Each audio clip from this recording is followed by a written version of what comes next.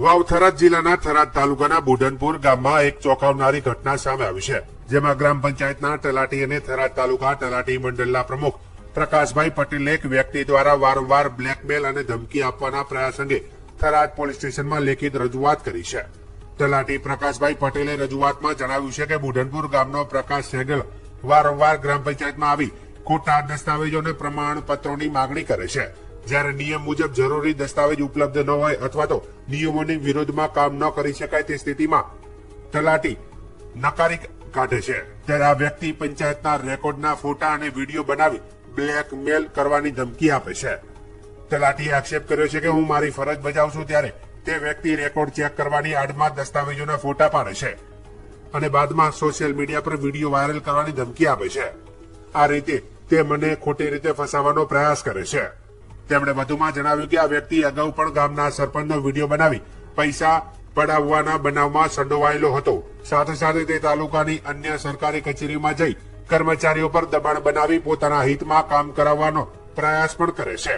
આ મામલે તલાટી પ્રકાશભાઈ પટેલે માત્ર પોલીસને જ નહીં પરંતુ થરાદ તાલુકા તલાટી મંડળ અને તાલુકા વિકાસ અધિકારીને પણ વિગતવાર માહિતી આપી હતી.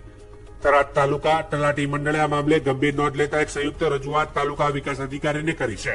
મંડળ દ્વારા જણાવાયું કે આવા લોકો સરકારી કર્મચારીઓને બ્લેકમેલ કરીને માનસિક ત્રાસ આપે છે અને પ્રશાસનિક કાર્યમાં અવરોધ ઉભો કરે છે. આવી હરકતોને રોકવા માટે કડક કાનૂની કાર્યવાહી અનિવાર્ય છે. તાલુકા સ્તરે તલાટી મંડળે પણ સંદેશ આપ્યો છે કે કોઈ પણ તલાટી કે કર્મચારીને ધમકી કે બ્લેકમેલ કરનાર સામે કાયદેસરની કાર્યવાહી કરવા તમામ તલાટીઓ એકજૂટ સહાય કરશે.